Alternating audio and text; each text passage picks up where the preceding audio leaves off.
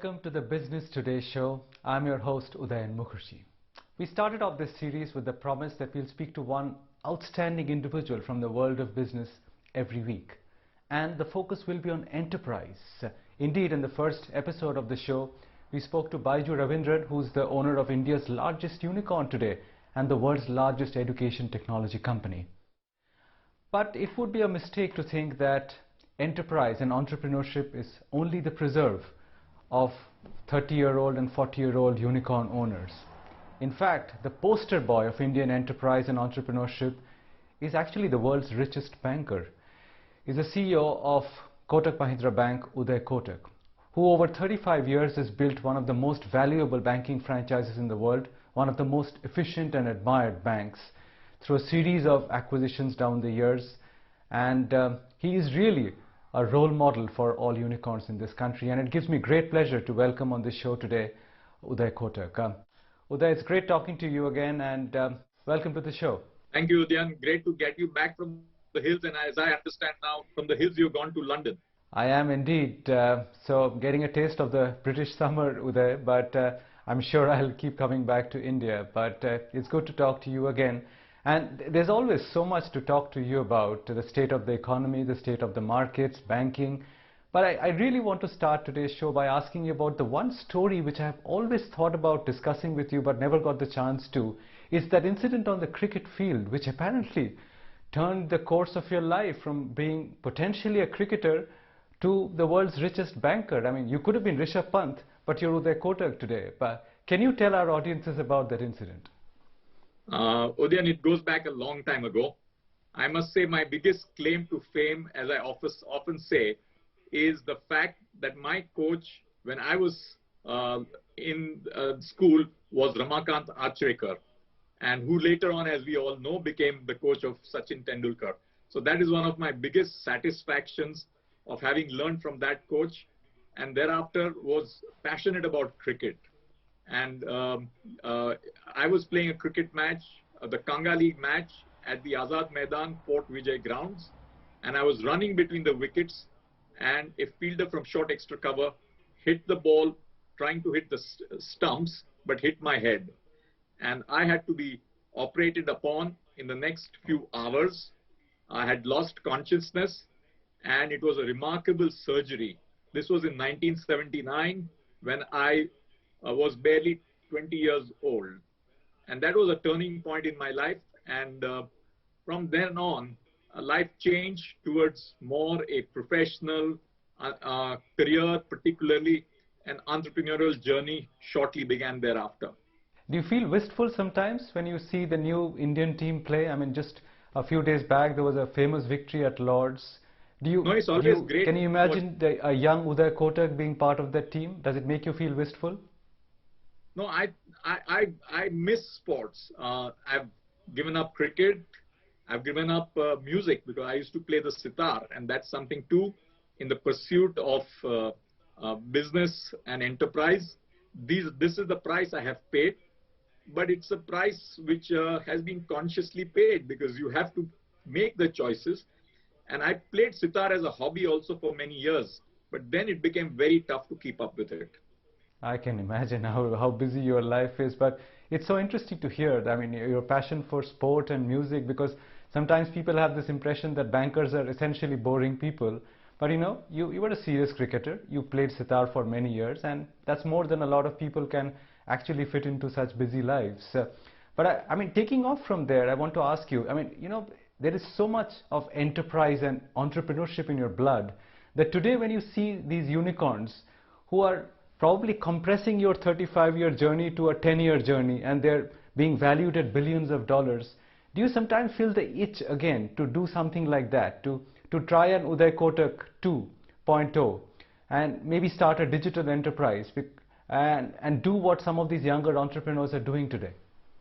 You know, Udayan, the future is looking even brighter than my last 35 years journey. And why do I say that? I think COVID in many ways has reignited planet Earth. It has set off a whole new journey of opportunities and compressed 5 years or 10 years into 1 year. Therefore, you are now looking at the world from a very different lens today than you looked at in the past. And one of the things you learn as you grow is never look at the rear view mirror. Always look at the windshield in front of you when you're driving the car. And I feel very excited to see a traditional financial services business like what Kotak has been historically work towards transformation and embrace into the new world. There are advantages of what we have built, but it's even more important not to be complacent about the success of the past and quickly grasp the change ahead of us. And if you ask me, that makes me very excited, not necessarily because of all the knowledge which I may or may not actually have of this new technology world. But most important aspect about knowledge is not necessarily knowing it all, but knowing where you can get knowledge.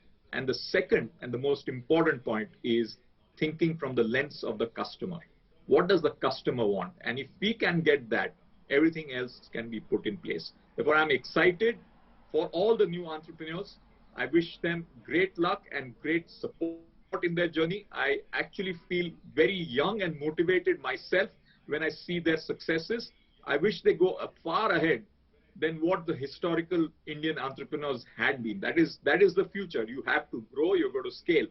But at the same time, it sort of motivates people like us to embrace the change which is a part of our lives. And I'm very excited. I see the journey ahead even more exciting than the 35 years which I've been through. Well, there's a lot to talk about that journey, Uday. But since you mentioned young entrepreneurs, I want to ask you if you had to impart a sense of knowledge or learning from the last 3 decades to them, because everyone will look up to you. I mean, what you've achieved over the last 3 decades, these young people. But if you had to tell them on reflection, what would you say is the one ingredient that has really been instrumental in your success? I mean, your secret sauce, if you will. What would you tell them? My view is, as you go down the creative journey of creating things, making things happen, experiment, all that is wonderful. But always keep in mind that the key to success is how quickly an entrepreneur can also embrace what I call as professionalism. And I think the success or sustained success is what I call as a professional entrepreneur. An entrepreneur at heart and at work, but combined with professionalism. Many creative people are able to start something, even build it up to a point. But when it comes to scaling and sustaining over long periods of time, that's where the challenge comes. And as a result of which, if there are 100 players in the game, finally 1 or 2 or 3 really make it, because somewhere along the way, they'll run the risk of taking a shortcut, faltering on execution, and that's what they should be very conscious about. Therefore, go out there, have that spirit of enterprise, experiment, create, but have a solid framework of professionalism, ensuring that you're always within the framework of law of the land, and when the law is gray, work all out to get it right, at least in spirit, which is extremely important for the future. Wise words, Uday. I'm sure entrepreneurs will take this lesson from you. But you alluded just now to how quickly the financial landscape is changing in front of our eyes, and maybe the process of change has got compressed, maybe to a much shorter time frame. And there's no better example of how this is happening with the embracing of digital payment systems and the way the world of finance is evolving. But do you think that banks as we know it will be able to retain their primacy in the financial pyramid, given how quickly everything is getting digital? I mean, a lot of people would now be thinking of a bank as a mobile wallet which they're carrying in their pockets. They don't need a brick and mortar bank. Do you think banks like yours and banking generally will be able to embrace and rise to this challenge? I think we've got to think about the world from 2 perspectives in the context of financial services. One is a very surgical customer in approach, not a product out approach. Oh, I make this product. I provide home loans. I think that is something which we need to move away from. We need to focus on what is it that the customer wants and how can we provide the uh, needs of what the customer requires. And that is where I think getting to a customer centricity, including a platform play, is one very important aspect of the future. Customer in at all points of time. And the second big one in financial services, and I think hugely important, is what I call as trust and risk management. We are managing other people's money, and it takes very little to lose trust. And therefore, I would say the two key things for the future are a customer centricity to the extent of customer wow, combined with outstanding risk management, which will be build financial services of the future, whether you call it a bank or otherwise. But do you see a huge threat from all these payment wallets? And because even in the West, the same discourse is playing out. People are asking questions on why not PayPal? Why a bank? Or do you think the whole notion of banking might actually undergo a sea change, which we cannot see today? Because these days, the rate of change of technological processes is actually so fast that within 2 or 3 years, a long-standing, century-long standing tradition can be turned on its head. Is there that existential risk which exists for banks today? I think, Udayan, don't look at it as banks or non-banks. Look at it as financial intermediation, a way by which a customer's needs of savings, investing, spending, and borrowing are met.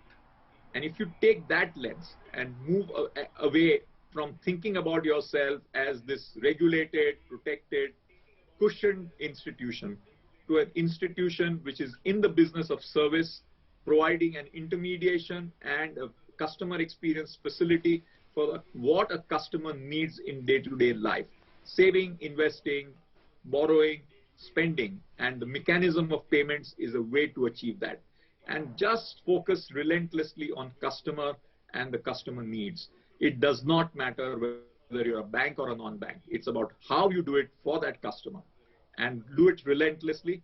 I think the opportunity and the scale is huge, and it is going to be a concentrated play. You're not going to have too many players sustain this huge change in the world, where I think basically few winners take it all. Yeah, winners are indeed taking it all. But you spoke about risk management, and I want to ask you about how important that lesson has been in negotiating the very choppy waters of the COVID-induced times that we live in. I mean, how do you think Indian banks will come out of it? I mean, given your own experience with the retail loan book and the SME loan book, and what level of impairment you may have seen, and what your expectations are on how we'll finally come out of this, with what level of non-performing assets? You know, COVID has done a few things in terms of turning things on their head. It has disproportionately separated the larger players and people having access to capital from the smaller players who do not have that easy access to capital. The haves and have-nots have been defined by availability of the capital window. Therefore, even if you are in a stressed sector, if you have access to capital, particularly equity capital, you have a much greater chance of surviving. And if you don't, the chances are you will find it extremely difficult to sustain through this period, particularly in the stressed sectors. The second thing which COVID has done has disproportionately changed the bottom of the pyramid's future. A lot more people have got below what I would call as the subsistence levels, and a few people are getting disproportionate concentration. It has very serious implications for the socio-economic, political agenda of the world, and faster businesses, including new and old generation businesses, figure this out, the better it is. Or else we will have a very serious challenge to this whole divide, which is happening very, very dramatically in front of our eyes. Since you spoke about the state of the economy and the scarring by COVID, what do you make of what is going on in the stock market today? I mean, you know, every week it hits new highs. A lot of people are left scratching their heads, but it just continues to climb higher. Are you a believer in this rise? Are you a skeptic? I am a believer in new pockets of value which are happening in the marketplace and the economy. The tough one is, are the price points high or low? And let me give you one example. And I'm not justifying the present valuations by giving this example. I'm just making a point. I recollect, maybe it was what, 10 years ago or 12 years ago, whenever it was, Facebook getting listed. And there was a lot of skepticism around Facebook. And Facebook was listed at $30 billion valuation. And people were saying, this is too high, this is crazy, people don't know what they're buying, where is the revenue model? Today, Facebook is $1 trillion company. So it's always dangerous to say what is high and what is not. We are seeing certain trends about how a certain level of engagement and interaction with the customer world which happens creates potential revenue streams, some of them not even imagined at the point of time when the model may have been built. The question is that unlike what was true 10 or 15 years ago, we are seeing a lot of players come in at the same time and wanting to get a piece of the action. What about cryptocurrencies, Uday? Have you thought about that? I'm sure you have. Would you buy Bitcoin yourself? You know, Udayan, we have to ask ourselves a simple question. Why do investors around the world buy gold? It doesn't create value. It's not productive. It's just some lump of yellow metal. It has built trust over the years. You go back to history. Currency issuance was linked to gold standard. Why were governments around the world having a concept of how much currency you could issue linked to an unproductive yellow metal called gold? Because that was what was the store of value and trust. So whether it's Bitcoin or cryptocurrency, we are today in a world where sovereign governments, and let us take the example of US. You can print away merrily because you're a reserve currency. Okay. Finally, what is the US dollar when it is printed? It's a piece of paper which suddenly gets value. So when you create so much of paper around the world and you flood the world with paper, something has to give. And that something is going to be asset values over time, which is exactly what is happening. But as you keep on printing more and more, you reach a point where you want a store of value. And whether a cryptocurrency can reach that point of trust across people, across countries, across generations, and can also meet the requirements of it not being used for the dark world. I think cryptocurrency as a electronic equivalent of gold or digital gold, as people say, can be an alternate asset class. But for that, I think nation states, sovereign governments will have to figure out how they're going to control this, especially when many of these countries have lost control over their own printing presses for currency. Personal questions. You know, so many people look up to you in the business world. Who do you look up to? I mean, who have you always had as your mentors or spiritual guides in the world of business, close associates and friends? Could you give us some names? You know, I can think of two people. One was a gentleman called Mr. Sidney Pinto. He was the one who's pioneered merchant banking in India. And he was the first person who effectively joined me when I started my career. Solid in law, strong foundations and fundamentals. And he gave the right moorings for building a substantive approach to life and work. And I have to credit him. The second person in that same spirit, actually even before Mr. Pinto, is a gentleman who's a very successful investor in the Indian market called Professor Shivanand Mankekar.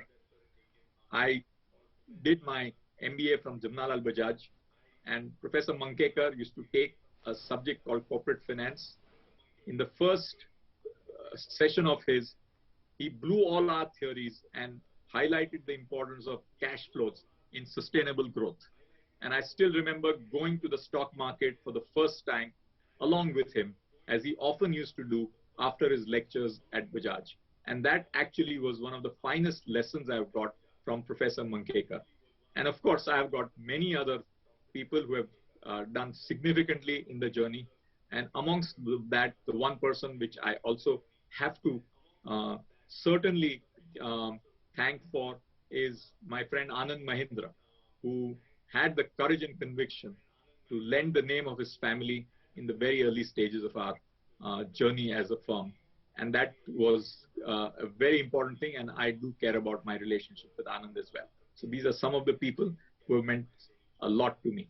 I also want to ask you about whether you've thought about your own life beyond 2024, because things may change. But as things stand today, you will probably have to step down in December 2023. And it's not as if you'll be 80 years old then. You'll be barely in your mid-60s, which in these days is fairly young for an entrepreneur. What would your life be like if you did step down? Have you thought about it? I think there comes a point of time where every manager has to think about his role and appropriateness of his role for the future. I will be close to 65 around that time. And I think in my capacity as the CEO or the MD, I have to ask the tough question about my continuation as CEO for a fast changing world and a faster changing institution. Of course, I am not in the same position where just because I may step down as CEO, I have no connection with the bank. I continue to have the ability of being on the board of the bank as per the current regulations as well. And therefore, I don't think that is an issue. And what's most important for me is in the journey of Kotak and myself beyond 2024 for a long, long time, it is culture, it's governance, it's ability to change, it is entrepreneurship, and it's about building an institution which will make India proud. And that is really what I consider as a sustainable legacy, which I would love to be a part of and the journey. And there is lots to do in life. It's, I mean, I would really like to see how life takes me beyond 65. The world is an oyster with huge amount of opportunity, but Kotak will always be a part of my heart. Of course, how could it not? But do you think you would find some time to go back to your sitar? I wish I could, Udayan. If you could go to the hills, I think I can also think differently, I hope. Well, you could, but you, unlike me, you have all those billions to take care of, Uday. Have you thought about that? What would you do? I mean, you're so enormously wealthy now. They say you're the world's richest banker. Have you thought about it? Udayan, let me just step back and say, I don't think the pleasure is in accumulation. The pleasure is in the journey and the pleasure of making things happen, of building an institution which would be global scale, size, and quality, and has the ability to change with the times. Think about American institutions. Think about a JP Morgan. Mr. JP Morgan is long dead and gone, but JP Morgan, the institution, continues to be probably the largest banking institution in the world. Think about institutions like Goldman Sachs, with whom we had partnered once upon a time. They are all family names. The original family members and individuals may not be there, but institutions have sustained. And finally, the real test of individuals is how well are you able to create institutions which, in my context, would make India proud. Well, you've built an institution, Uday, that I'm sure everyone in the business world is very proud of, and you yourself, I'm sure, are very proud of. Keep doing the great job you're doing and keep inspiring thousands of entrepreneurs across the country as you always have. I wish you all the best, Uday, and it's a great pleasure to talk to you. My best wishes to you for the journey ahead. Thank you, Udayan, and great to see you. Goodbye. Goodbye. That, ladies and gentlemen, was Uday Kotak, the world's richest banker and one of India's most admired entrepreneurs ever. We will be back next week, of course, with another inspiring individual from the world of business. But for now, this is your host Udayan Mukherjee signing off from the Business Today show. Enjoy your weekend. Stay safe.